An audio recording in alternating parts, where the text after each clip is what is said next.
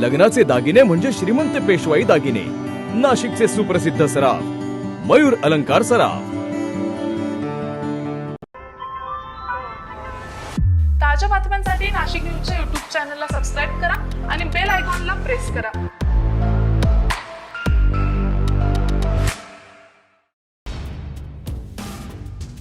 नाशिक शहरात एका महिलेवर बलात्कार झाल्याची तर दोघींचा विनयभंग झाल्याची घटना समोर आल्यानं नाशिक शहरातील महिला आणि मुलींच्या सुरक्षेचा प्रश्न ऐरणीवर आलेला आहे।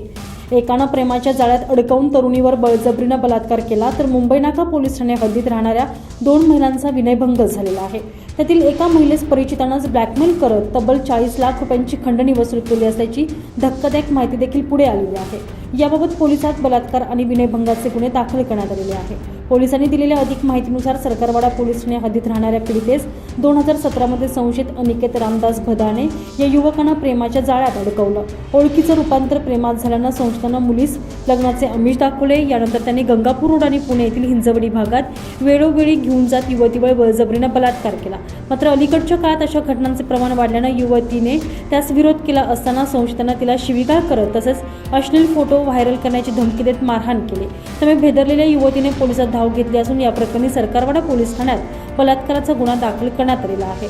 अधिक तपास निरीक्षक पाटील करतात। तर दुसरी घटना गोल्ड क्लब भागात घडली आहे।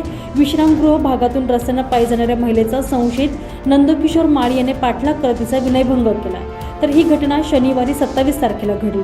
तर तिसरी घटना गोविंदनगर या ठिकाणी घडलेली असून पीडितेचा परिचित असलेल्या अभिजित नरेंद्र अहिरे यानं ओळखीचा फायदा उचलत महिलेचा पाठलाग करून विनयभंग केलेला आहे।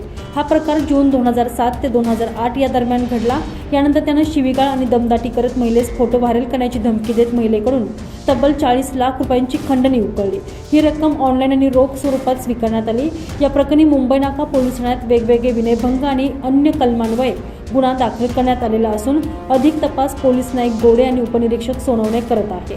दरम्यान नाशिक शहरातील महिलांसंदर्भातील गुन्ह्यांमध्ये सातत्यानं वाढ होत असल्यानं शहरात महिला आणि मुली असुरक्षित असल्याचं पुन्हा एकदा समोर आलेलं आहे। तुषार ढेपले, नाशिक न्यूज, नाशिक।